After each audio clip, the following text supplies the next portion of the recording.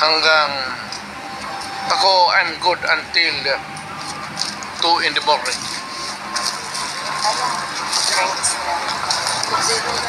I demand that kind of, kasi probinsyano po ako, hindi naman ako mayaman. Every time that I am summoned here, it's a expense. Hotel, pati aeroplano. Ngayon kung magsigit tayo dito ba ganon, mamuluwi ako. I am living on my retirement pay. Wala akong negosyo. Tanungin mo kahit sino sa dato. Wala akong outside source except my retirement pay. Ngayon, kung ganito tayo palagi, mamamlubi talaga ako. So, mabuti pa, diretso tayo until kingdom come, until this committee will come to a logical and right decision. Hindi pwede yung magpatawag ng kayo ng ano-ano tapos anong oras. Expensive yan eh. Lalo na sa, mabuti kung mayaman kami. And we have to spend for the hotel. And, well, anong Hearing is resumed. Mr. President, inaalala lang po namin ang inyong health. Dahil ito naman po ay hindi pa ho, ito ang una't huling hearing na gagawin natin. And we wanted to make sure na kayo po ay healthy. It would be great for the people to know that I died in your Mr. President, in deference also with the request of the Vice President, concerned lang po siya sa kalusugan po ninyo. And that's the reason why the chairman decided to let you go. Vice President lang naman, di ba siya presidente? Hintay siya kung presidente siya, maniwala tayo. So are you okay? And can we proceed, Mr. President? Until kingdom come. Okay, thank you, Mr. President. Okay. Now, the parliamentary status is that before we went on break, Congressman Jill Bungalon has asked a question to the lawyers who are present and our resource persons as well. Now, you can continue, Congressman Bungalon. Thank you, Mr. Chair. I'm already. Let's end with the discussion of the jurisdiction. I just would like to ask some questions to one of the resource persons, former Senator Antonio Trillanes. Regarding po ito dun sa nabanggit ni Congressman Bong Teves kanina, na may na-file daw ho kayong kaso laban kay former President Rodrigo Roa Duterte, including his son, Congressman Pulong Duterte, and his son-in-law, Mans Carpio, and other respondents. Mr. Chair, gusto ko lang po malaman kung ano yung kaso na i-file po ni former Senator Trillanes. Mr. Chairman, ang na-file ko na case laban kay Duterte ay tatlong plunder cases.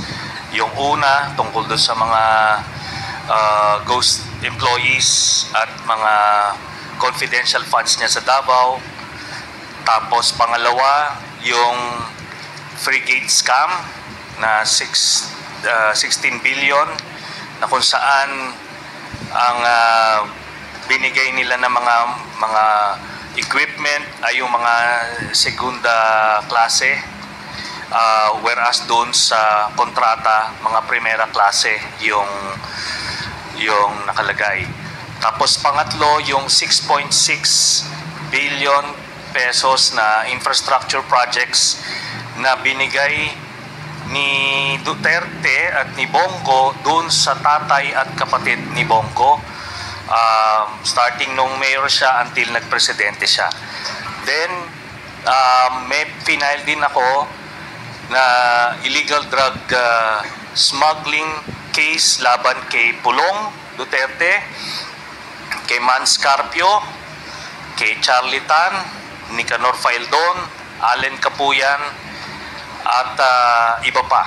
Ito yung tungkol sa 6.4 billion peso shabu na hinayaan lang nung presidenteng galit daw sa illegal na droga, pero ang mga kinasuhan lang yung mga maliliit na players at na-spare yung mga drug lords. Mr. Chair, pwede mo ba malaman kay former Senator Trillanes kung saan niyo po i-final yung mga kasong ito? Final ko po sa DOJ itong illegal drug trading case. Yun pong unang plunder case na ito nga, which included the illegal ill-gotten wealth of Duterte, sa ano po yun, sa ombudsman. Then yung dalawang plunder ay nandoon din po sa DOJ na file. Apo. Mr. Chair, I am more particular on the case that you just have recently filed, Yes. the 6.4 million shabu, and that was filed before the Department of Justice, correct? Opo, yes, Mr. And Chairman. may we know, Mr. Chair, what is the status of this case pending before the DOJ? Ngayon po, nasa case build-up stage siya. Pero ano po ito, no? Open and shut case ito dahil yung ibang involved dito na akusado ay actually na-convict. So they will just be using the same set of evidence. Pero this time, it will include ito na mga ibang mga personalities na hindi nasama dun sa unang kaso, Mr. Chairman. And aside from Mr. Chair, Congressman, may I interrupt? If this is an open and shut case, why is there a build-up until now? Dahil Nagmamakawa ako sa Diyos na i-file na. Dispense with the investigation, file the case in court. darating po tayo dyan, Mr. Chairman. Pero ito po, no, buti nga yung anak niya na drug lord at saka yung ano niya, son-in-law That ay would be, I take exception to that statement, Mr. Chair. Please, It is not fair and it's my opinion. mischievous. It's my statement. opinion. Ikaw nga, pinapapatay mo yung mga suspected session suspended. Wala ka na. Ano? Oh. Sani. Pinapagalit eh. Huwag, Sani. Huwag kang mag-ate rito ng ganyan. You do not provoke.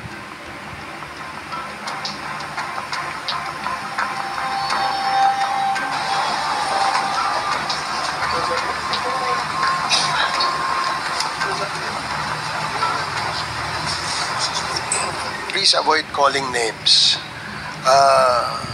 We can conduct this hearing professionally and calmly. So avoid calling names para hindi po tayo magkaroon ng sakitan. Hearing is resumed. Congressman Bungalon. Mr. Chair, may I continue with my interpellations? Mr. Chair, with regard to this case filed and pending before the Department of Justice, I just would like to ask the complainant, former Senator Trillanes, I think it is safe to assume that before you filed the case, you conducted your research. Would that be correct?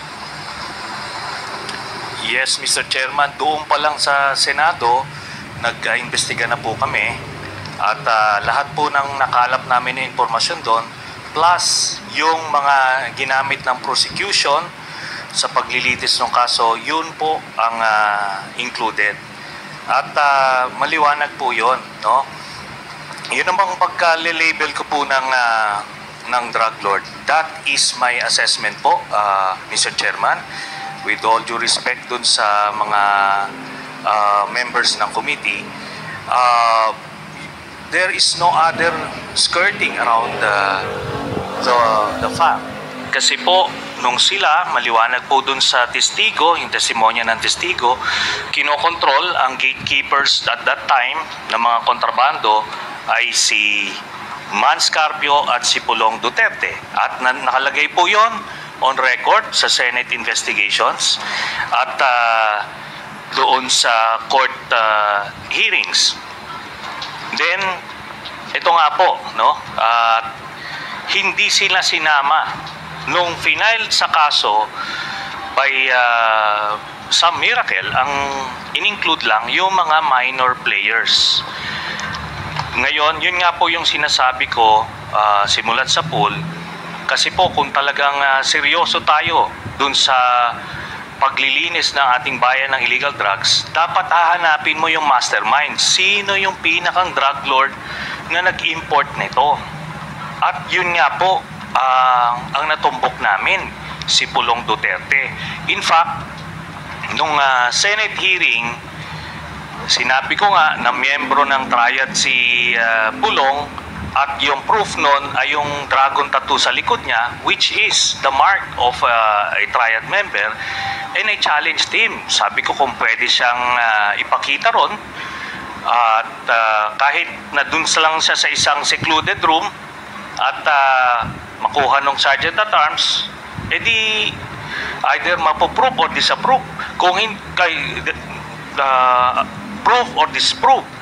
At doon nga po tinanggihan niya, no? It was an opportunity to show the whole country na hindi lang inosente siya, na kundi mali yung aking mga impormasyon. So natumbok na namin yun noon, pero nung final yung kaso, tinanggal po yung anak, si Pulong. Opo. To continue, Mr. Chair. You have last 2 minutes, Congressman Bungalon.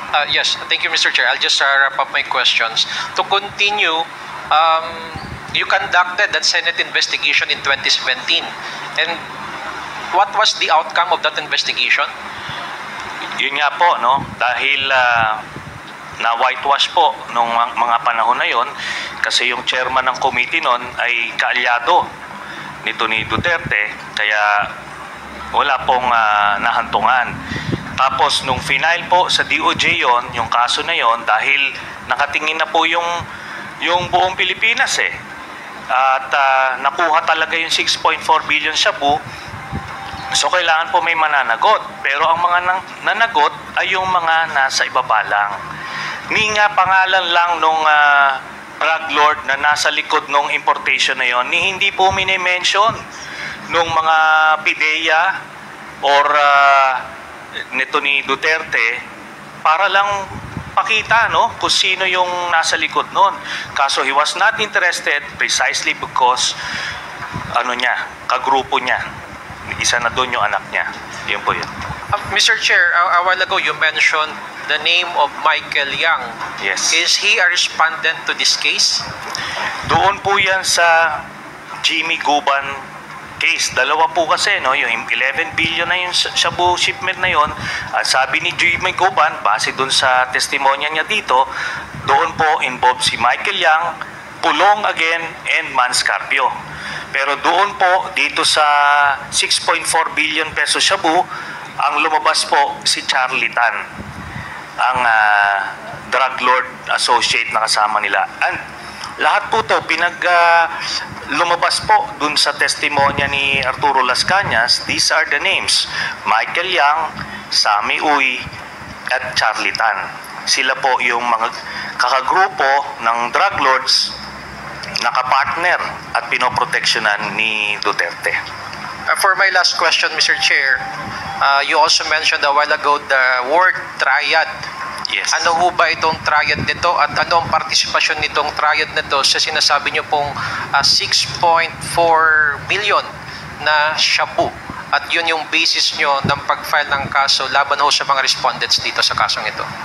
Base po sa testimonya ni Las Cañas, miyembro po ng triad si Charlie Tan at Michael Yang, at ni-recruit nila si Pulong. So yun po ang triad. Ito po yung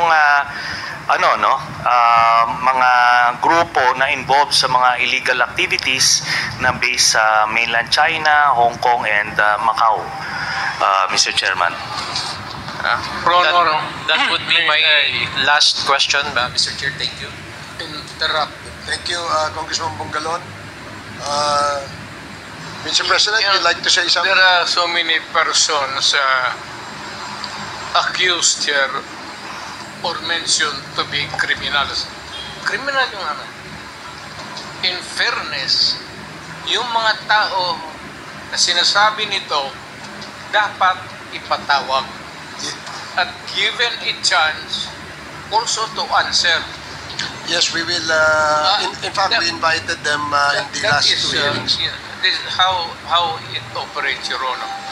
Thank you. Fairness. Thank you, Mr. President. Yeah, the next to interpolate is Congressman Paulo Ortega, and then Congressman Suwan, and then Congressman Lara, and then Congressman Acop, and Congressman Garin. So, yun ho ang ating order para hindi ho kayo malito. So, Congressman Ortega, you are recognized. Chair, I will yield my time to Congressman Suwan since I was given a 9-minute interjection earlier. Thank you. So, you're yielding your time to Congressman Suwan. Okay, Congressman Suwan, you're recognized. Thank you, Congressman Paulo, Deputy Majority Leader. May I request, Mr. Chair, that we also extend to the former President the same leniency that you extended for Congressman Raj and Congressman Zia. Mr. President. Yes, sir. I'm just curious. I'm certain that you believe that the way you conducted the drug war was legal. Am I correct? That was the way I viewed how to control the crime, sir. The best way that I could have possibly undertaken sa isip ko as president. It was my sole single discretion. Okay, sir. Nothing could have moved without my Your say so. But I'm curious, if that was your belief, why did the Philippines withdraw from the International Criminal Court? Hindi man, it has nothing to do with itong The drug war. May I know the reason why you withdrew from the International Criminal Court? It's a silly court. I'm sorry, sir? It's a silly court. Okay. It's a silly court. Walang ginawa yan. Wala namang nakulong. Wala namang basta puro demanda yan. We have seen a lot of leaders, world leaders from Africa committing acts of murdering his people, murdering his neighbor. Wala man ako nakita, sir, na narinig nila na nakulong hanggang ngayon. But were they actually members of the International Criminal Court, though? Yes, sir. They were also members? Yeah, yes, sir. And yet they were not tried? They were tried, but wala kang nangyari. Okay. Have you ever thought of actually facing the International Criminal Court instead of withdrawing? Had it ever crossed your mind back then? Sir, hindi ako bilib sa puti. I would rather face a Filipino. Maski wala akong abogado. Ako lang. And he can sentence me to death or to reclusion perpetua. Basta korte ng Pilipino, I will abide by it. I will not allow a foreigner to judge me for the things that I had to do during my time as President of the Republic. So you trust the Filipino courts more than the ICC? Of course, sir. Of course, and they can have the special prosecutor or whatever. Sila na ang mamili. The administration, kung sino man na nandyan, will have a choice of what prosecutors, kung anong tawagin nila, o create a special court. Wala akong problema, sir. Congress can do it. They can enact a law creating a special, and they can go back to the so-called crimes that I committed, and I will willingly submit. Pag sinintensyahan ako ng korte, sir, ng Pilipinas, okay ako. Even if it is really against my freedom. Okay, Mr. President.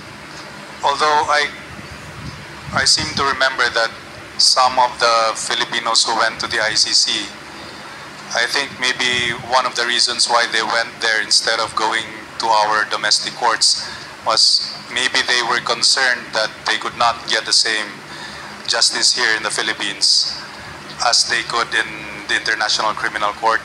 How would you reconcile that with your belief? Then they don't deserve to be Filipinos residing here. They're better off where they think the courts are good for them. Hindi ako mag-surrender ng foreign court, sir. Never. I will not allow myself to take to place under jurisdiction of any court. Pilipino ako, mamatay ako ng Pilipino, makulong ako ng Pilipino before a competent judge, a competent prosecutor, and I have a defense counsel. Ang kagaya ng katabi ko, pati yung sa likod ko, they are all good, and I know that I will be acquitted. Salamat kayo, Mr. President. Yes, sir. Masarap. I would like to ask questions from former Senator Trillanes. I heard earlier that you filed several cases against the former president. And one of those was regarding drugs. And what was the second case that you filed? Bali, Mr. Chairman, 3 plunder cases ang final ko kay laban kay Duterte at isang illegal drug smuggling case laban kay Pulong Duterte and Manscarpio. So, 2 plunder tapos isang Tatlo po. 3 plunder cases Yes, Mr. Chairman. and 1 drug smuggling case. Yes. So you filed 4 separate cases against the Duterte family. Yes, Mr. Chairman. What was the earliest case that you filed? Yung una po, yung 2016 na final ko. At yun nga po yung inimbestigahan ng ombudsman at in the course of their investigation, ito pong si Deputy Ombudsman Arthur Carandang ay na-confirm niya na validate niya yung ano ko, Mr. Chairman, yung mga documents na sinabit ko dun sa nung hiningi niya yung documents sa AMLAC. So the documents I presented here were the same ones. The ones that you showed earlier Yes, Mr. Chairman. here in the screen? Yes, Mr. Chairman. So those were the basis of the case that you filed in 2016. 2016. Yes. And what case was that again? Plunder? Plunder. Yes, Mr. Chairman. So who were the accused in that case? Siya lang po, Mr. Chairman. Siya lang. And what happened? What was the basis for you filing that case? Yun nga po, yung Just the documents yes, itself? and mga COA documents regarding yung mga ghost employees niya sa Davao. Is that another case or is that Part po yun nung plunder case kasi in 2016? in 2016 kasi what's happening sa Davao, meron silang peace and order funds na ginagamit nila, mga ghost recipients, tapos ang pang-clear nila at kasama nga dyan yung testimonya rin nila Edgar Matobato at ni Arturo Las Cañas na nakakakuha sila ng mga allowances from those peace and order funds. Yun po ang basis nun, Mr. Chairman. May I respond? Yes, Mr. President. Kung Bright ito, naging presidente sana siya. Bakit ako naging... siya ang nakulong. Mutiny. Let's go back to the... Let's go back to history.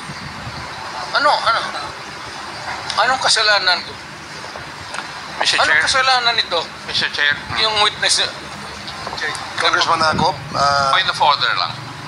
what is the point of order? May I remind our members not to ask question or shall we say permit the resource person to speak unless the chairman says so. That is the rule of this committee. Kanina pa po kami nandito, hindi kami kumikibo. Kasi yun po ang rule eh. So we must follow our rules to have an orderly proceeding. Thank you, Mr. Chair. Thank you for reminding I submit, the chair. Mr. Chair. Please be reminded of the rule of this committee in allowing members or resource persons to speak. The chair must recognize them first. Please keep that in mind. You may Mr. Chair. continue. Yes, Mr. Chair. Yes, Mr. President. This is not really to debate with you. It might be improper. Pero, sir, before we can be really stand, is kayo lang may kopya ng rules ninyo. Wala naman kami. Okay. So, hindi namin masunod yung... The COMSEC is directed to provide copies, several copies to the resource persons here of the rules of procedure governing inquiries in aid of legislation. Please provide them now. You please continue, Thank Congressman you, Suwan. sir. May I ask again, former Senator Trillanes. So let's go back to the case that you were talking about, the first case. So what happened to the Deputy Ombudsman, right, Karandang? Yes, the Deputy Ombudsman Arthur Karandang confirmed that the documents that I attached when I filed the case was the same set of documents from the AMLAC, from the Anti-Money Laundering Council that they requested. So, Who requested? the Ombudsman as part of their investigation. So what happened to the first case? So they cannot dismiss it because everything was valid and was validated. So what Duterte did was he fired the Deputy Ombudsman na nag-iimbestiga. Ganun po yon. So nung napalitan na, edi nag-stall na ang kaso. What So, is the status of the case right now? It's still shelved. So probably once we get a new ombudsman, then these things would start moving, Mr. Chairman. Say something. Sir, Mr. Chair. With the indulgence of Congressman Suwan. Yes, Mr. Yes, President. Mr. President. wala tayong pakialam sa ombudsman. We cannot interfere. Alam ninyo yan, paski sino. Lalo na mga politiko. Yes, Wala tayong pakialam sa ombudsman. We cannot tinker with the ombudsman. And you can call him here and ask him questions. Hindi pwede talaga yung unless sir, if you are not a self-respecting lawyer, kung wala kang delikadesa sir, ganon. Pero ganon naman ako, sabi ko kanina pa insisting na mahirap lang ako. I have a set of rules in my life and I follow rules in the civil aspect of my life. Ang naging fiscal. thank you, Mr. President. That's noted. Yes, please proceed. Okay, let's go back to the case. Senator Trillanes, you said that your case involved plunder? Yes, yes, Mr. Chairman. And let me just add, Mr. Chairman, Duterte keeps on saying na he cannot interfere, pero it is on record, kahit i-google po natin ngayon, Mr. Chairman, he fired, pinatalsik niya sa pwesto yung nag-iimbestiga nung kaso niya, the Deputy Ombudsman Arthur Carandang, who was earlier invited by the chairman para maririnig po sa kanila kung ano talaga yung nangyari po doon sa investigation po na yun. Mr. Chair, was the former Assistant Ombudsman invited here? We have not sent an invitation to him, Your Honor. Mr. Chair, it's been moved earlier, Mr. Chair. It's been moved earlier. Oh, I stand corrected. Yeah, there was a motion earlier. Mr. Chairman, I'm the one that moved to invite former Deputy Ombudsman Carandang because we need to check the authenticity of such claims made by former Senator Trillanes. Well, in fact, I'd just like to correct the statement of the President, former President. We can invite Ombudsman and it's up to them to attend. But being a former congressman, being a former Deputy Ombudsman, we can invite him to shed light on the matters that was raised by former Senator Trillanes. I agree, Mr. Chair. Since Thank you, he's Mr. no Chairman. longer the ombudsman, then Yes, sir. it would be better to invite him too. More so that there is there is something cast an aspiration against the office. It is in keeping with our government to make it good and really safe for everybody to have justice and for the safe administration of the laws of the land. We'll make sure that the former Deputy Ombudsman will attend the subsequent hearings of the Quad Committee, Your Honor. So you have 2 more minutes left, Congressman Suwan. Senator, the crime of plunder is quite serious, and I think there is a minimum amount of, there is a threshold before plunder can be alleged. How much was the amount involved in this case that you filed? Doon po sa first case, 728 million thereabouts yung involved. Tapos doon naman po sa isa, 6.6 billion pesos yung involved. At ito po Is kasi this the drug case? no, the infrastructure projects na inaward ni Duterte doon sa tatay at kapatid ni Bongo when he was still the special assistant to the president. So, yan po, maliwanag po kasi first degree of consanguinity, sila yung nakikinabang nung mga pondo na yon. Then the third one is yung 16 billion peso frigate scam at nalugi po doon yung Can you tell us more about this? Yes. So, yung case po na yon, yung sa frigate scam, nagkaroon po ng kontrata na bibili ang Pilipinas ng worth 16 billion or something from a Korean company. So, nagkaroon po ng kontrata. Tapos doon po sa kontrata, iba't ibang brand ng equipment ang nakalagay. Ito yung mga primera klase na brand ang nire-request ng What do you mean by primera klase? yung pinakang high-end or what was this? First Hand, not second hand? No. Ano po, Mr. Chairman?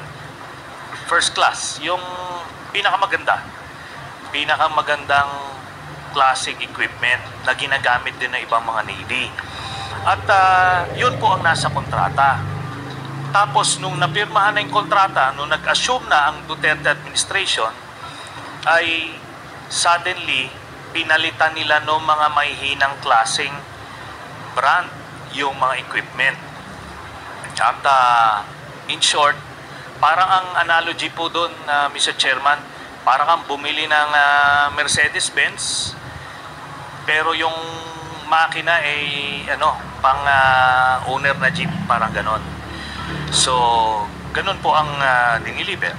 Kaya malaki po ang kinita ng kontraktor at nilabi po yon nito ni Duterte at ni Bongo to the point na nung ino-oppose ito ng flag officer in command ni Admiral Mercado, dahil ilalaban niya yung kailangan ng Navy, tinanggal po siya unceremoniously nito ni Duterte. Who was removed? Si Admiral Mercado, Mr. Chairman. Ginagawa lang naman yung tama at nilalaban kung ano yung nasa kontrata. Pero naareglo na nila siya po yung tinanggal, Mr. Chairman. Call the Navy. Baka sunod ito sa Air Force na. Okay. So, what happened to the third case? Yung third... the one involving the frigates? Nasa investigation phase, Mr. Chairman. And by the way, liliwanagin ko lang po, na I didn't say anything negative about the current ombudsman. I'm just saying, baka meron po siyang ibang mga priorities, kaya hindi po niya natututukan itong nauna kong final na case. And let's hope that that will change in the months to come. And last question, Mr. Chair. What happened to the second case, the one where you said involved 6.6 billion for infrastructure projects? Final ko po yan sa DOJ. As far as I know, rin po, nasa investigation and case build-up phase. Pero yan po, lahat ng dokumentong pinasa ko dyan ay mga COA and DPWH contracts at documents. So, yan naman po, itong tatay at kapatid ni Bongo na wala pong AAA license, ang ginagawa po nila, ang modus nila, nagpa-partnership sila kunyari doon sa isang may AAA contract. Tapos, pero ang lahat ng nakapirma, even yung mga nagkiklaim ng checks, ay yung tatay at kapatid ni Bongo. At maliwanag po yun na sila po ang nag-benefit beyond the threshold na 50 million, Mr. Chairman. Okay. May I just manifest, Mr. Chair, that I don't think that the Ombudsman is sitting on his duties. Correct. Anyway, that's my... Okay, thank you. That's the last of my questions. Thank you. Thank you, Congressman Suwan. Call the attention Mr. of Chairman. the Ombudsman. We will Mr. Chairman. invite the former Deputy Ombudsman. And charge them for negligence or delay, whatever. They have to make answerable. Everybody in this government we will should study be that, made to Mr. answer. President. We will study that. Any And if we, negligence, delay, or for willful. Mr. Chairman. we will study that, Mr. Mr. President. Chairman. Yes, Congressman Paduano.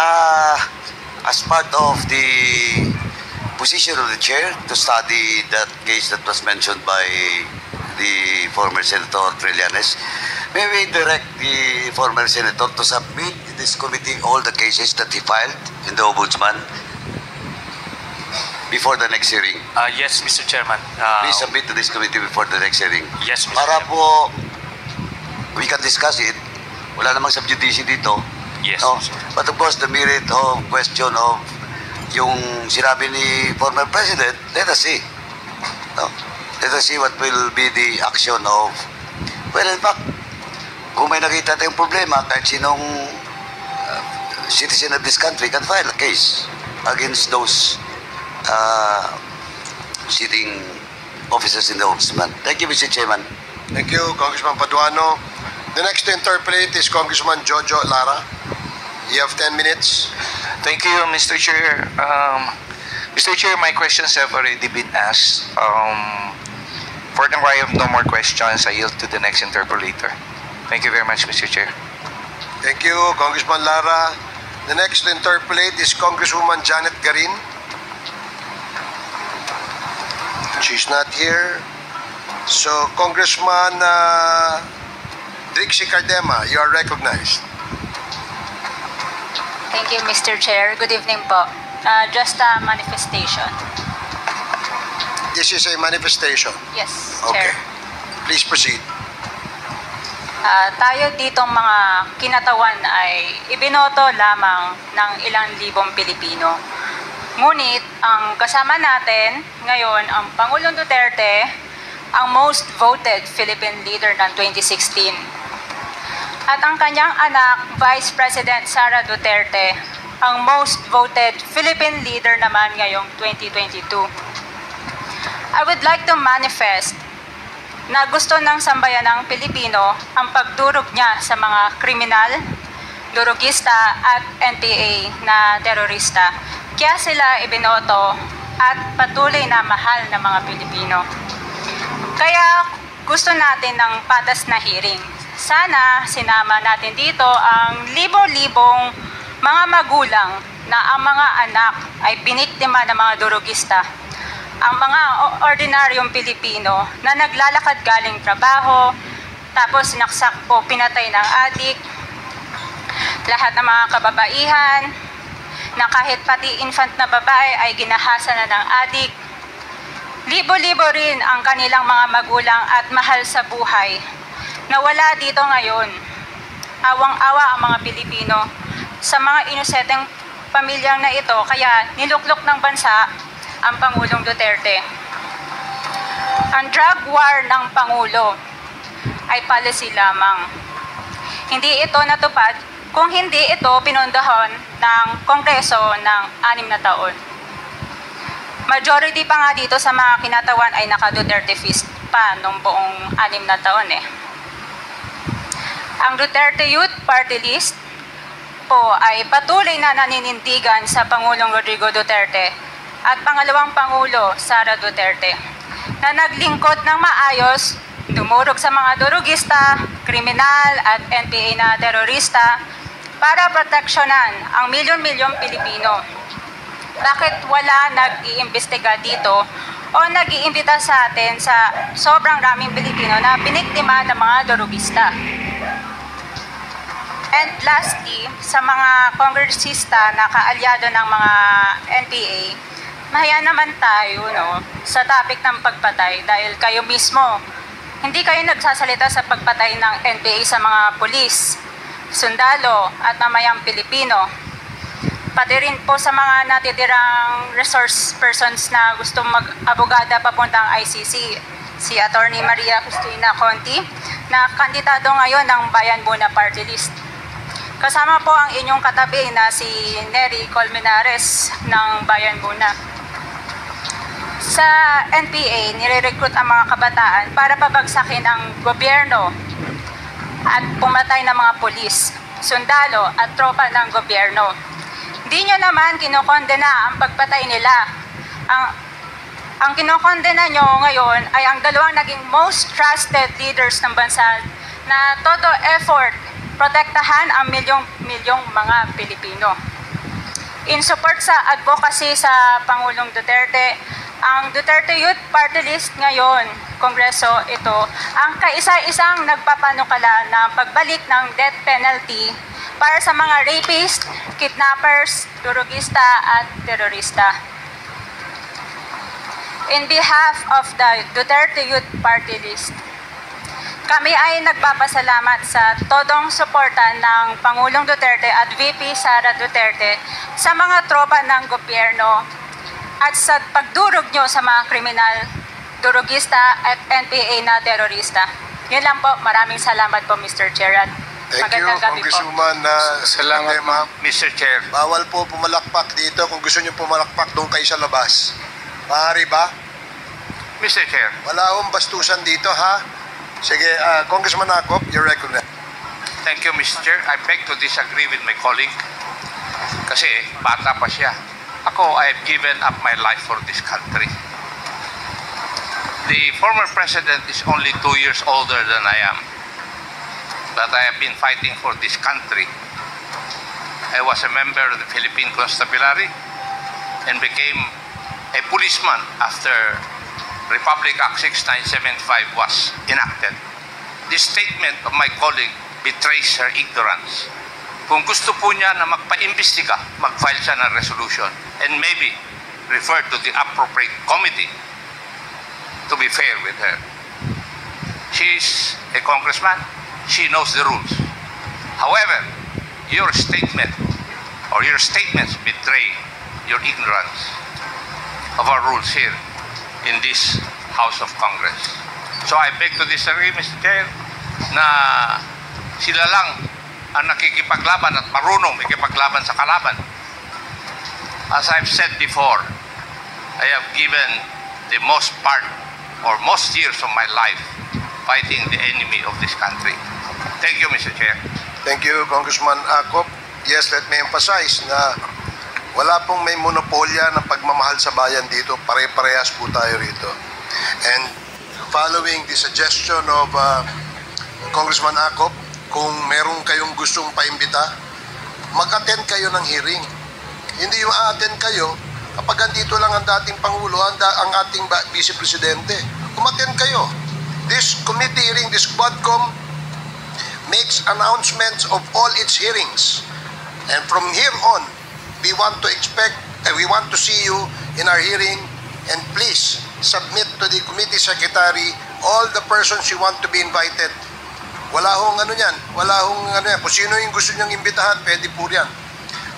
Gusto ko lamang pong liwanagin na wala hong may monopolya sa pagmamahal sa bayan dito. Hindi kayo, hindi kami. Pare-parehas tayo nagmamahal sa bayan, pare-parehas tayo nagseserbisyo eh. Diba? Huwag niyo sabihin mas magaling kayo. Dahil kami, hindi naman namin sasabihin magaling kami. Pero kung pagmamahal sa bayan, pare-parehas tayo. Huwag niyong sosolohin yan. Dahil magagalit si Congressman Dan Fernandez. Anyway, Mr. Chairman. Mr. Chair. Congressman Abante and then Congressman Senior Deputy Speaker Gonzales. Congressman Abante. Katulad din po ni Congressman Romy Acop, gusto ko ring sabihin ang ilan sa aking talambuhay.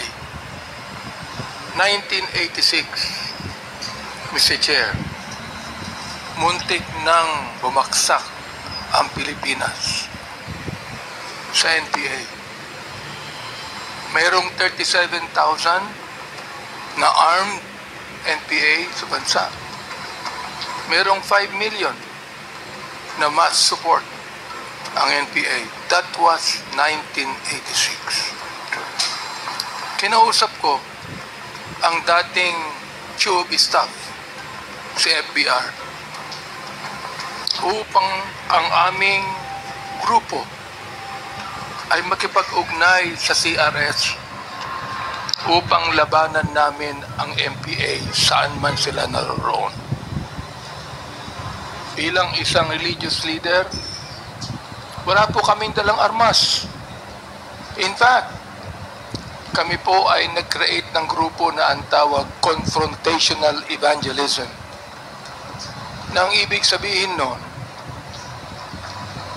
habang NPA ay nag-aasik ng lagim sa mga bayan, kami naman ay nagtuturo ng Biblia at ng tunay na kalayaan sa bayan. Ako din po ang isa sa mga nag-suggest kay FBR nung araw na magtayo ng isang civilian force na magiging kasama ng armed forces. Naging pangulo po sa FBR. Kasama po ako doon. Naging konsyal ako ng Maynila. Andiyan po si Atty. Bebot Bello. Alam po niya na magkasama kami sa lakas ng araw. So tama po ang sinabi ni Congressman Acop, ni Congressman Ace Barbers, na lahat po tayo nagmamahal sa bayan.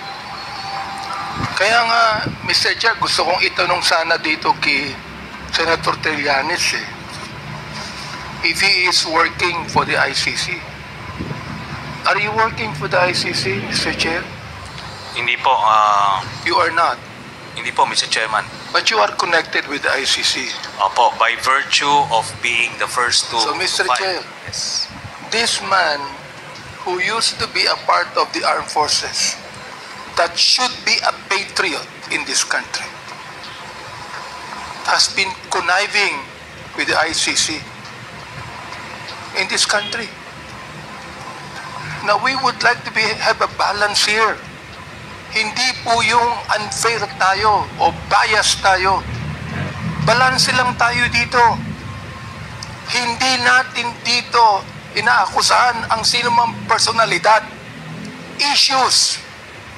Kaya nga sinasabi ko sa ating former president, hindi ko maintindihan kung bakit kinakailangan pumatay tayo ng 30,000 people sa war on drugs.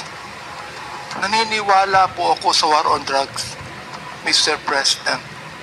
Suportado ko na ayaw natin ang bansang Pilipinas mahulog sa kuko ng mga drug pushers and drug lords. Ang nakakapagtaka lang, Mr. Chair, kung bakit kakaunti lang ang napapatay ng mga drug lords at drug traffickers at libo-libo ang napapatay ng mga drug pushers at daan-daan ang napapatay ng mga drug users. Huwag natin pag-usapan dito ang ideolohiya. Pag-usapan po natin dito kung paano natin pagagandahin ang bansang Pilipinas. Yan po ang pag-usapan natin dito, Mr. Chair. Maraming salamat po. Thank you, Congressman Abante. Mr. Next, Chair, our senior Mr. deputy. Chair, would like to manifest. Yeah, but before Okay. I recognize you, I will recognize Senior Deputy Speaker Dong Thank you, Gonzales. Mr. Chair. Thank you, Mr. Chairman. My dear colleagues and the former President, our Vice President, for the information of our colleague, Congresswoman Ordenas, ang tanong po, bakit nandito po tayo ngayon? Because I'm the one who stood up in the floor last August 5, for your information, na calling for a joint investigation for the pressing issues of extrajudicial killings, illegal drugs, and illegal activities linked to Philippine offshore gaming operators. There are a lot of House resolutions. I filed also a House resolution number 1346 directing the conduct, the inquiry in my own town in Mexico, Pampanga, and you know all of that, that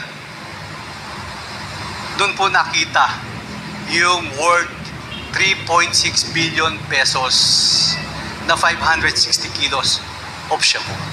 And that is in my district, and that is in my province, and that is our town in Mexico. And nakita po din natin yung 3.8 billion worth na intercepted sa Subic port na inotor po ni Congressman Jeffrey Conghun. Sinabi ko po lahat ito, there are a lot of House resolutions and we have consolidated. That's why this quad conform na dumaan po sa tamang proseso, dumaan po sa Committee on Rules, and I think this is the first time in the history of Congress since 1907. This is the first time na nagkaroon po tayo ng Quadcom committee. So wala po to personalan, wala po to politika, ma'am. Hindi po kami kay former president, wala po yun, ma'am. At sa ating vice president, do not monopolize the love of country. Mahal po natin lahat ang bansang Pilipinas. Kami po, dito, nakatayo kami. We are staying here up to 2:30 in the morning. We are inviting all resource persons to dig it out what is true. Kung sino po, hindi naman ibig sabihin, in-invite ka rito, akusado ka na. Hindi po. There are a lot of witnesses going to the office of our chairpersons of these various committees to testify, to tell the truth, at kami naman po, hindi naman po basta-basta kinukuha natin yung mga witnesses. So I repeat, Mr. Chairman, thank you again for the opportunity, and I would like to enlighten our co-members, the members of this 19th Congress, please attend this Quadcom hearing. Totoo po yun. Hindi lang po andito ang ating former president ngayon. Nandito kayo. Hindi lang po nandito si Vice President Sara ngayon. Nandito kayo. Hindi po ganyan. Kahit sino po dapat wala tayong pinipili. This is the love of country. Maraming salamat po, Mr. Chairman. Thank you, Congressman Gonzales.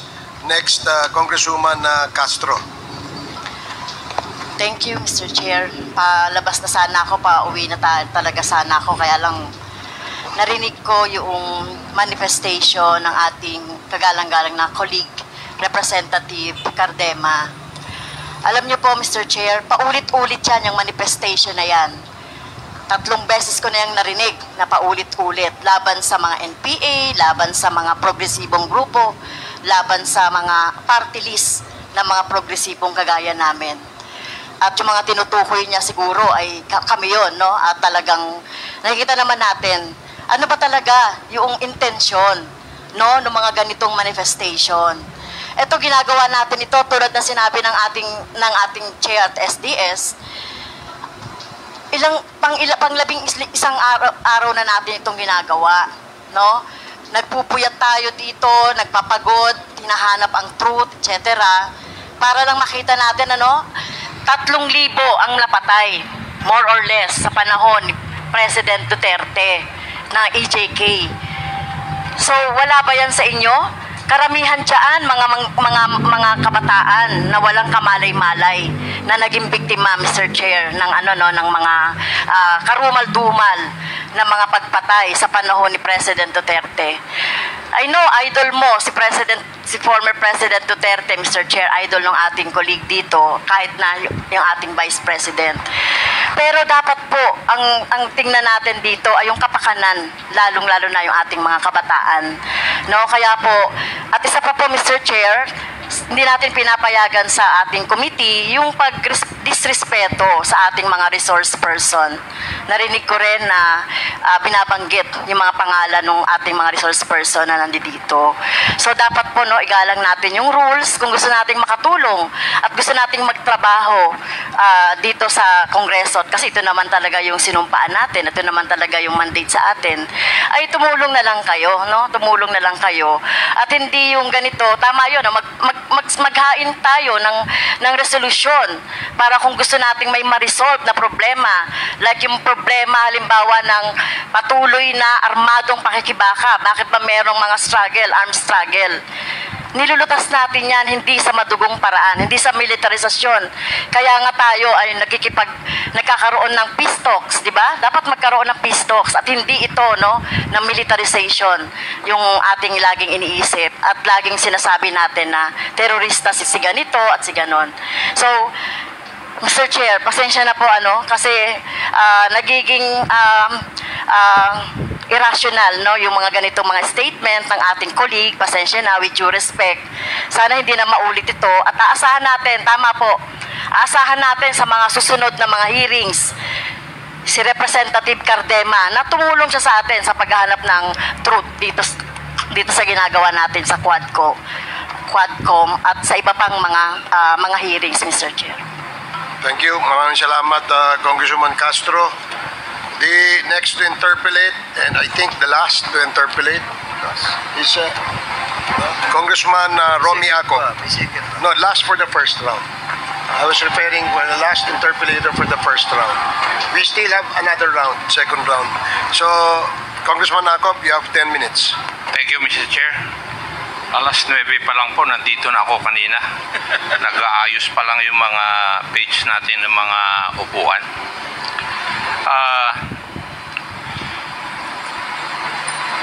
Mr. President, please allow me to ask the questions to you. And I hope they would not be considered as stupid questions dahil ayaw nyo po na matanong kayo ng stupid biro lang questions. siya. Biro ako. Part of it. Araw-araw na, may Marami pong salamat, Mr. President. Clarification lang po. A while ago, kayo po ay natanong tungkol dun sa mga prinisinta ni Senator Trillanes na mga bank accounts. And you said you would sign a waiver. Mr. Chair, with all due respect, Mr. Chair, can you please, may I move for 1 minute suspension? 1 minute suspension. Sergeant at Arms. What is the commotion? Bakit? nangyari?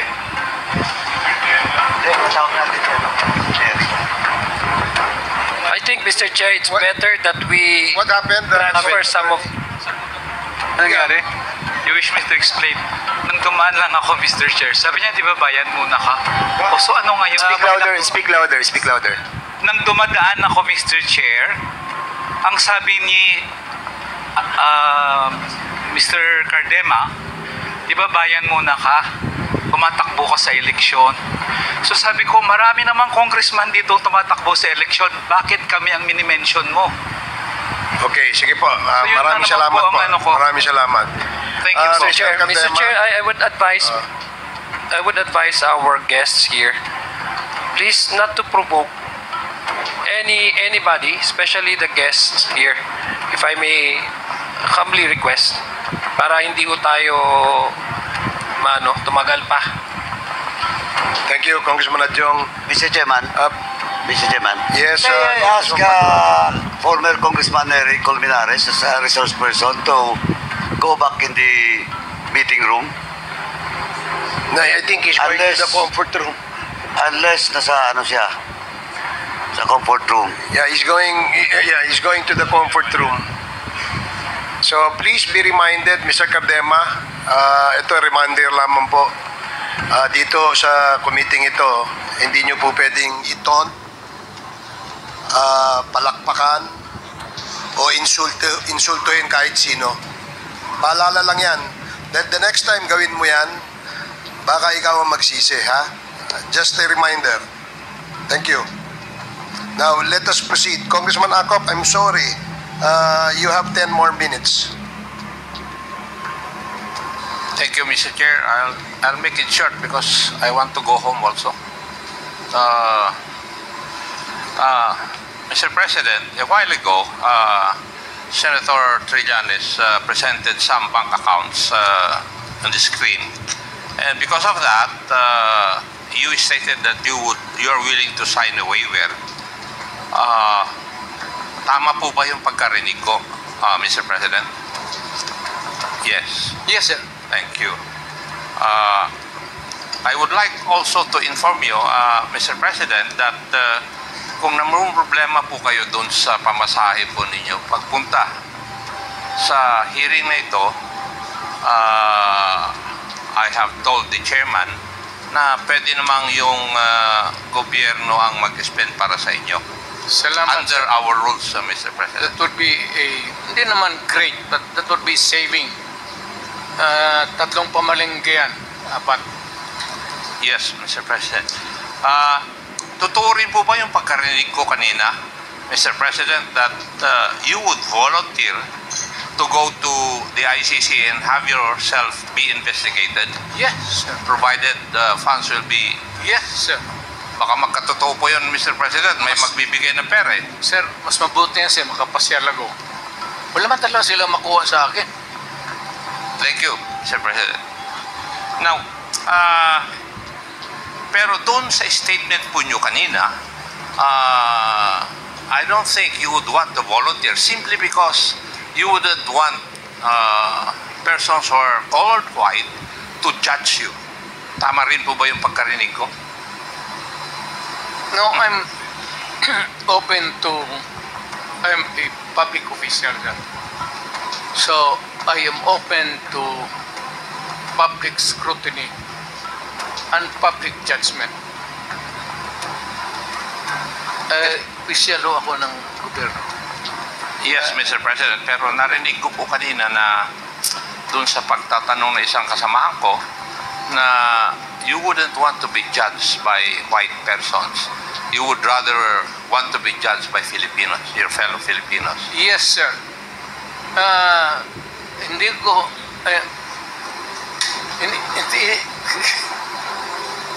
when it comes to the dispensation of justice, hindi ko...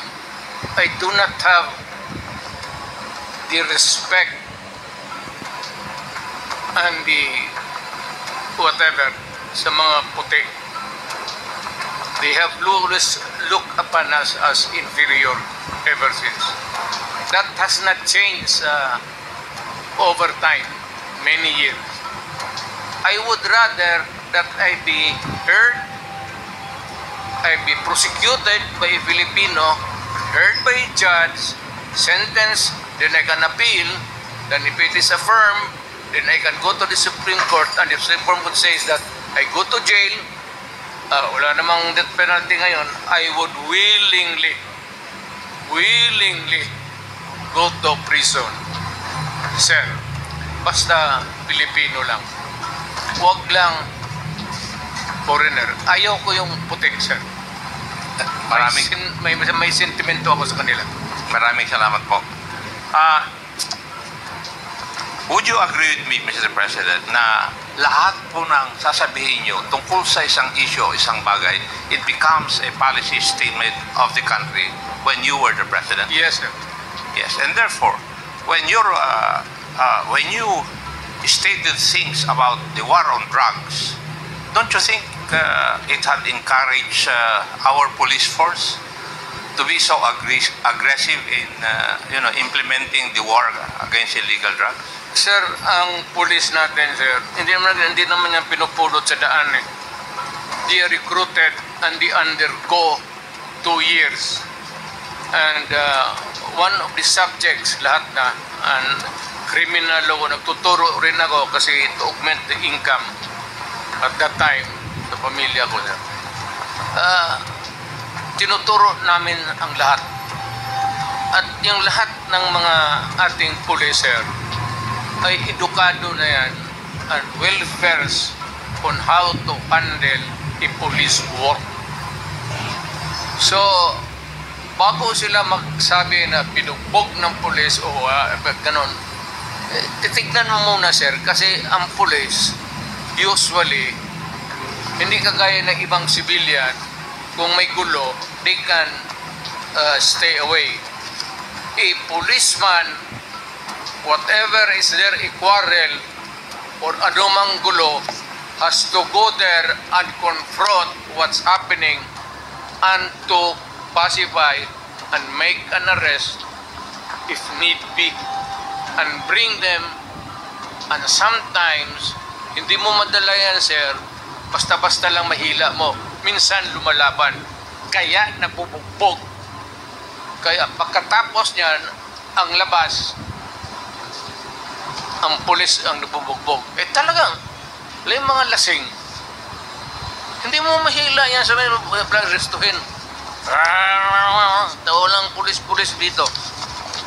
Di pagkaganon, talagang mabugbog ka ng pulis. Tama naman, because you have to overcome the resistance in order to make the arrest. Otherwise, inutil ka na pulis. Thank you, Mr. President. Yun pong, yung statement po ninyo na you take full legal responsibility for the acts of the members of the police force. I've heard that so many times. Wala akong choice, sir.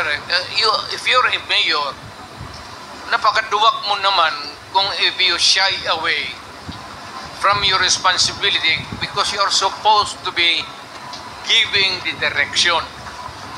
Ang pulis po, nagtatrabaho lang yan. So ang pulis, pag sinabi mo, pumunta ka dyan sa mga lasinggero na yan, and always there is a resistance, a quarrel, eventually there will be a confrontation. At hindi natin maiwasan, sir, ang kaso. Kaya ako naawa, kasi alam mo noon, sir, pag ang pulis napailan ng kaso, on that day, wala nang sweldo. Suspended na ang sweldo. Pati yung mga anak. Kaya ako pro-police talaga. Maraming po salamat. Fiscal ako, pro-police talaga ako. Yung pong statement nyo kasi, itinuturo rin doon sa academy eh. Under the principle of command responsibility, a leader or a commander is supposed to be responsible for what his people will do or would fail to do. Yun. Basically, it's basically the same doon sa sinasabi ko. Pursuant to what they have learned from you. Yes. Yes. Yun po yung... Yes. Tinuturo din po sa amin sa academy na kung ganun po ang sabi ng commander, the commander is responsible, pero ang responsibility lang niya for those legal acts to be committed by the members of his unit. Yes, hindi kagaya po ng sinasabi ngayon, nakikita po natin nangyayari, meron kayong policy statement regarding the war on drugs, tapos hindi naman po nila in-implement ng tama. Why? Because according to our investigations, they have committed crimes in order to fulfill their mandate. That is the reason why yung police na dapat i-appoint nila sa syudad o municipality, kailangan tanggap ng mayor yan. O baski na kaibigan ng mayor yan, okay na yan. Because there will be a smooth, orderly administration of law and order. Pagka nagka-bigil yan dalawa, sir, mahirap masyado. Lalo na kung ang chief of police gusto rin magpa-salida, if I may use my for lack of yan ang minsan nagkakagulo. That's why there's always a friction. That's why magbuti yung patas na ang mayor talaga ang mamili. Why? Because the mayor is the elected leader of the community, not the police chief. So, hanggang guidance lang. Ngayon, kung illegal yung marami yan, sir, illegal, maraming kung ano-anong mga sugal, then he can always report to the provincial commander. And kung hindi na talaga niya makaya, sabihin nila na, sir, i-relieve mo na lang ako, but he can make a report, copy furnish, lahat, including the president. Importante yan, sir, kung may complaint ka, the office of the president ang pa-report rin. Ako noon, pagka kailangan may office of the president talaga yan. Kasi pag nakita ko yan, lahat binabasa ko sa gabi. Pag nakita ko yung then that night, tinatawagan ko kung sinong secretary yun. So, let's make it clear, Mr. President. You take full responsibility for the acts of your police force, but you are not responsible for their individual acts which would constitute a crime. Sir, bago ito sila na police, nag-aral ito ng academy ng 2 years. Of what purpose would have been or it would be kung wala natutunan ito sa basic criminal law, criminal procedure? Ako doon sa amin, ako ang natuturo mismo And not because of the money now, but because I want to share my knowledge with the police so that we can have a better police force. Noon, sir, gidaginot ko yan. Ano ang daginot sa Tagalog? Unfortunately, Mr. President. Kasi kailangan ko ng pera. Unfortunately, Mr. President, some did not learn maybe from your teachings. That's why we have the terms kalawag. Opo. Money, sir. Basta dyan sa police nagkalitsi-litsi, it's always money. Or, dalawa yan, sir. May pangalawang asawa yung mga gago o may sugalan dyan. Pero whichever, yung first na dalawang asawa, hindi masyado ko ang magdikdik niyan kaya marami tayong may kasalanan ng ganun. Maybe the chairman can explain to us what that means to a layman's term. Marami pong salamat, Mr. President. May I ask Attorney Conti, when would you consider a person a criminal? Your Honor, under the rules, a criminal would have to be convicted of a crime. Prior to that, it would just be someone who is either accused, if already indicted in court, or charged if only complained of before the prosecutor. Did I get you right, Madam Attorney, na ikaw ay magiging criminal kung ikaw ay na-charge and you have been convicted with final judgment? Ganun po ba yan? Could be, Your Honor, but pwede din po sigurong sabihin na criminal na kung kahit yung initial na conviction lang po muna. Kasi, kumbaga, may conviction ka na from a court. Baliktarin ko po, kapag sa fiscal charged or respondent, kung tatawagin, kapag nakarating sa korte, accused, and then pag na-convicted, criminal.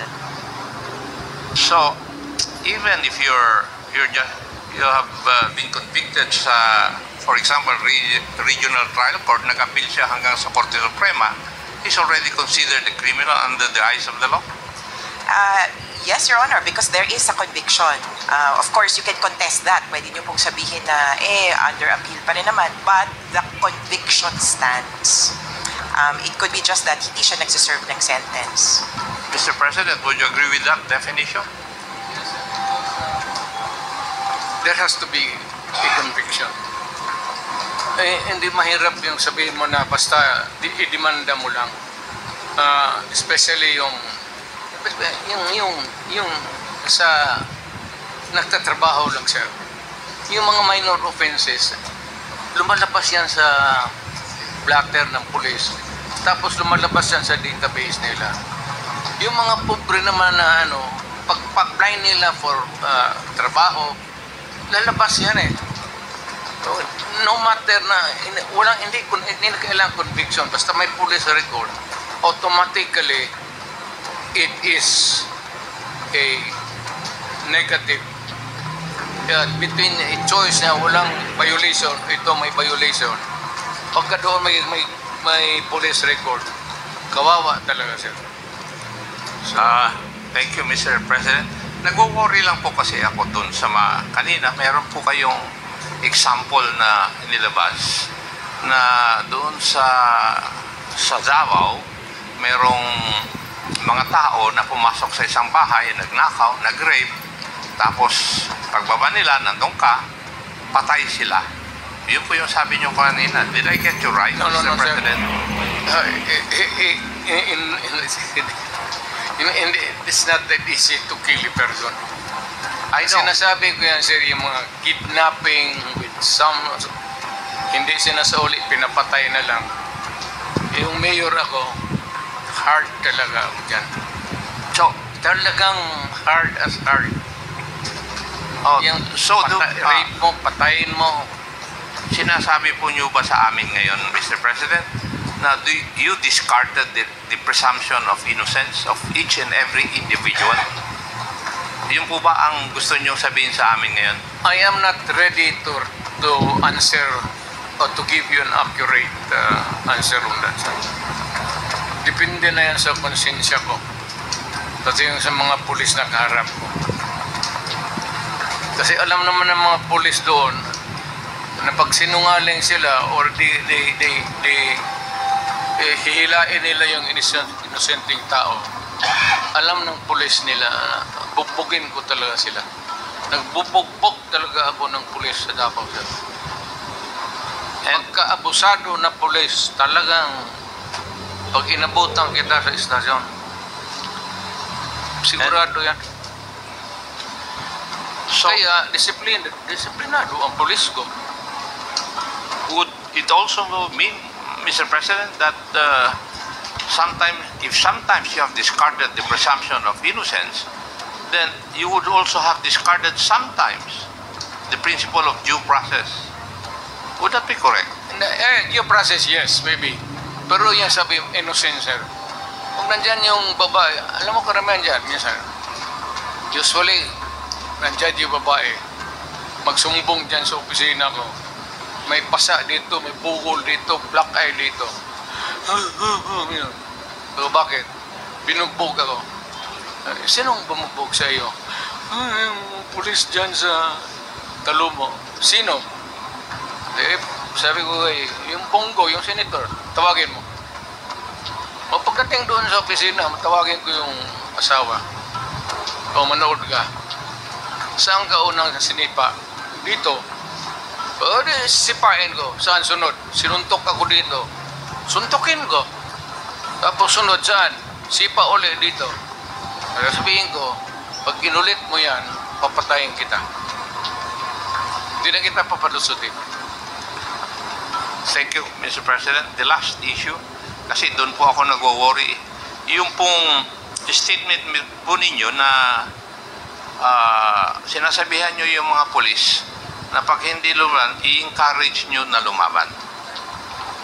Would that be correct, yung pagkaintindi ko po ron? Yes, sir. Kung may hold up at pumupurma ng lumaban, palabanin mo para matapos na ang problema natin.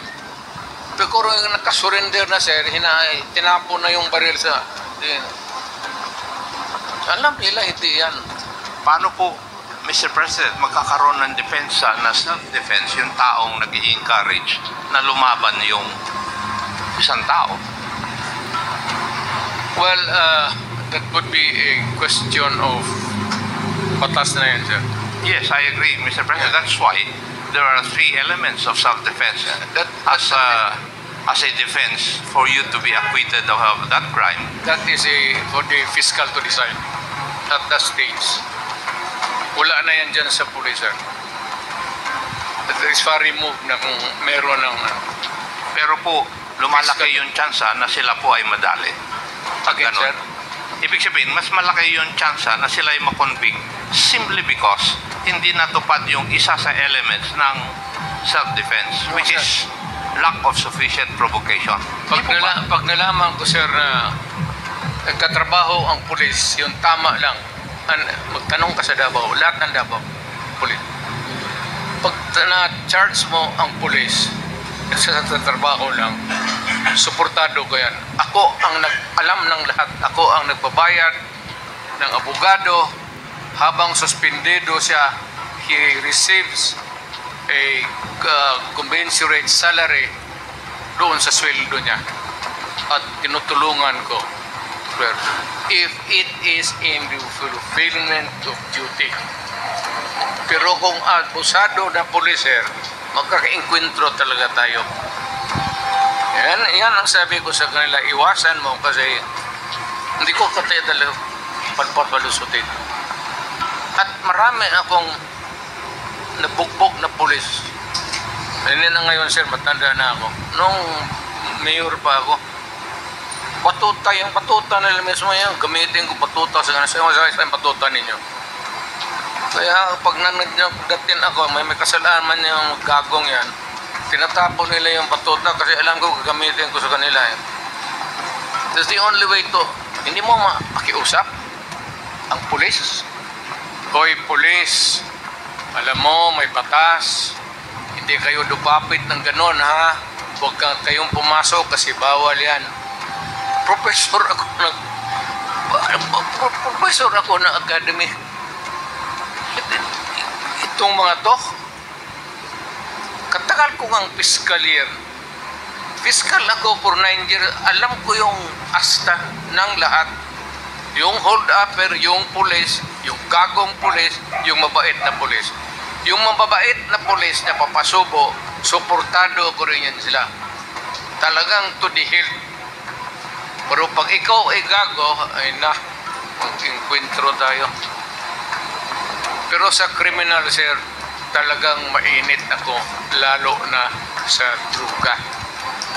Noong presidente ako, time and again, I have shown to the public how cruel, how brutal, how brutal I was in dealing with drugs. Kasi si sir, Ang droga kasi, ang target niyan, ang mga anak natin. Hindi makaresist eh. Yung pagpano dyan, udyukan, o ito, gamit naman dyan. At their age, sir, wala silang depensa. Ngayon, pag tinamaan ito, sir, what would happen to the next generation? Yan nga ang masakit, sir. Can I be given a little para ma-portray ko talaga ang totoong istorya. Here is a mother. Magpunta ng abroad. Hindi na talaga natin alam. Sometimes they rape, abuse. Yung iba, magreklamo. Yung iba, maghanap na lang trabaho, but they will endure the brutality sa nangyari sa kanila. Why? Because kailangan nila to send the money. Otherwise, yung kako na walang trabaho, magsige lang inom, ang mga bata walang pagkain, walang eskwela. Kaya ako mainit dyan. Mainit talaga ako sa mga lalo na yung mga droga sa mga bata. Mainit talaga ako. Hindi ko lang masabi sa'yo kung paano ko martilyuhin ang mga kamay niyan. I cannot just portray. Hindi ako nagyayabang, pero tanong ka na lang ng pulis ka man. Minamartilyo ko talaga yung... Thank you, Mr. President. Would I be correct as my last question? Kayo po yung naniniwala na sa Machiavellian principle that the end justify the means? Fortunately, sir, rightly or wrongly, I believe in that Machiavellian principle. Marami pong salamat, Mr. There's President. no other way to deal with criminals except to instill fear. Pag hindi ka nare-respeto ng kriminal, walang mangyayari sa iyo. Marami pong salamat, Mr. President. Laruin ka. Para sa iba pang karagdagang mga balita at impormasyon, ay huwag po nating kalimutang